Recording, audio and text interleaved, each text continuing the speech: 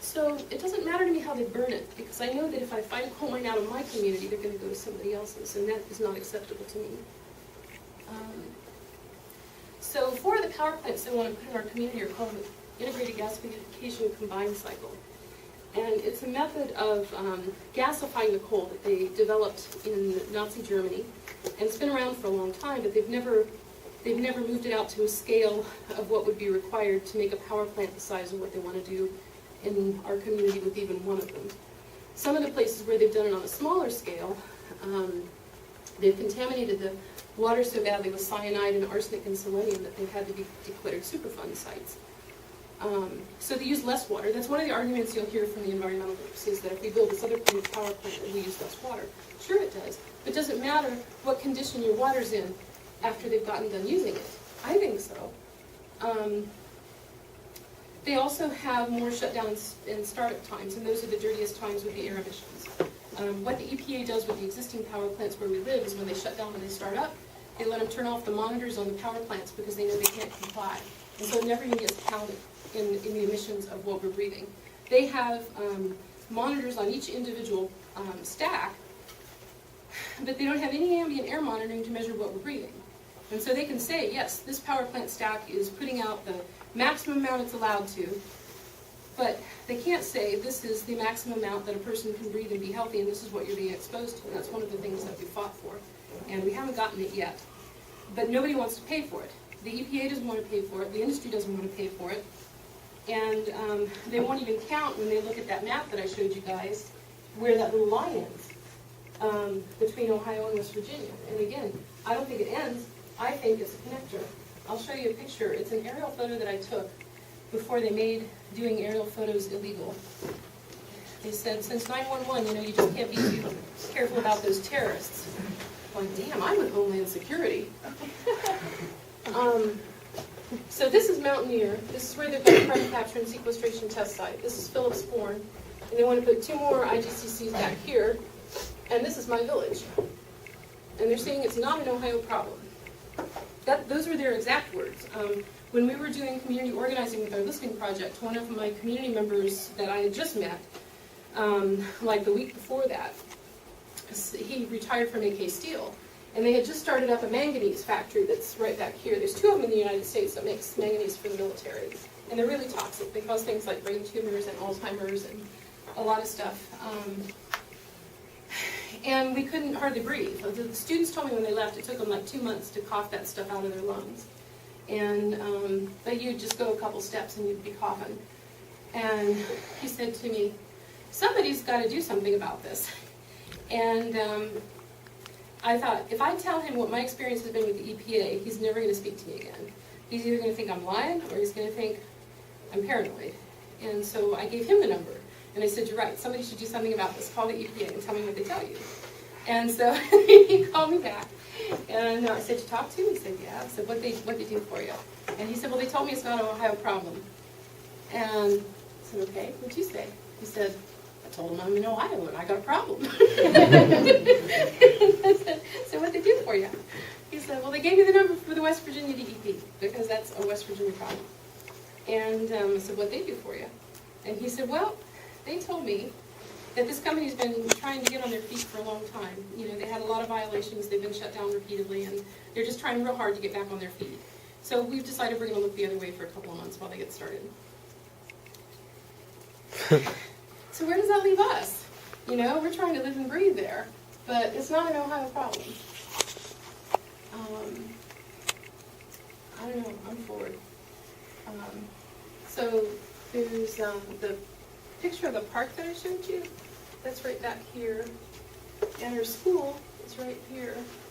And there was a report that just came out in USA Today last year that said that our air quality was in the top 3rd percentile for the worst air quality in the nation, based on volatile organic compounds. It doesn't even look at particulates. But we're in the top 3rd percentile for the worst. So I don't think they have any business building any more power plants, but because of the way that the EPA counts these, because of these imaginary boundaries, there is no limit on the number that they can build.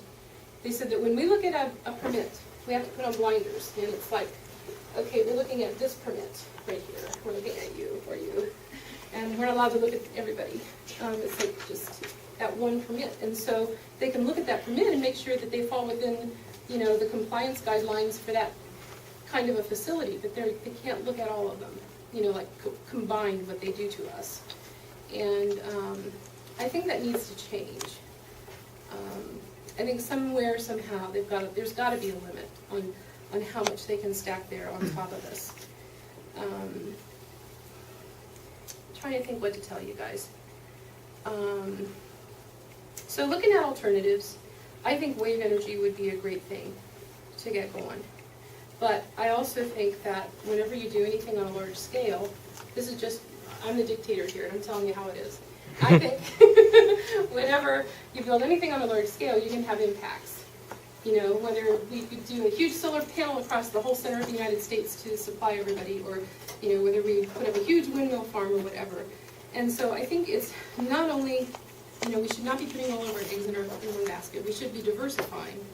And we should also be looking at energy independence, which is pretty threatening to an industry that's trying to hold on and stay in power. You know, but the thing is that they're not going to stay in power no matter what, because we're talking about a finite fossil fuel resource. It's going to run out. And so when they talk about they're going to create all these jobs, well, first off, they're nasty jobs. How many of you want your kid going down in a coal mine? My son left and he moved to Texas. He said it's better than working in a coal mine. And so I think we ought to be looking at the quality of the jobs that we're creating. And we should be looking at diversification and decentralization. And that is threatening power at its absolute base. You know, so it's not going to be easy. But it is so easy. How do you think they're paying for this? I'll tell you. Yeah. One of the things is this carbon capture and sequestration test site, which incidentally sets off seismic activity. The idea of building that many power plants, you know, at $3, $4, $5 billion a whack, and then shaking the ground underneath them is about as asinine as you can get, if you ask me. But they just got a $334 million chunk of money from the Department of Energy. Who funds the Department of Energy? Anybody? We do. Yeah. And I just got an email where Voinovich and Rockefeller, Ohio and West Virginia, are trying to convince the federal government to do cost share. I'm thinking, the federal government to do cost share? They want the federal government to give them $850 million. Who funds the federal government? Anybody? So one of the first things we need to do, you know, the only reason my parents, they're like a school teacher and a minister, could afford to go on geothermal and solar is because it was back when Jimmy Carter was in. And the value was, we're going to move away from fossil fuels, you know? And then Reagan moved in. And then it went nuclear. And so all the money that was going toward renewable energy, or a healthy future, was diverted into this thing where now they don't even know what to do with all this waste. They want to dig open a sacred site out west and stuff it into Yucca Mountain, into somebody else's church. That's their church. That mountain is their church. That is their sacred site. We have no right. So a big piece of it is for us collectively to stand up and say, you're right, we need jobs and we need energy. And you know what? This is the jobs and the energy that we want. And to be putting research and development onto infinite, clean, renewable energy resources instead of a dead-end fossil fuel cycle that's going to kill our planet. It's that simple. I mean, it seems like a really big thing, but it's our money. Altogether, what they want to take for this one pit, they want to, the AEP employees call it the well to hell. It goes 10,000 feet into the ground, and then they're going to treat it with massive amounts of ammonia, and then put a cap on it real quick, and it's going to stay there forever. And to get that to stay there forever, and we're only talking about 20% of it, it's going to cost $1,320 million of our money.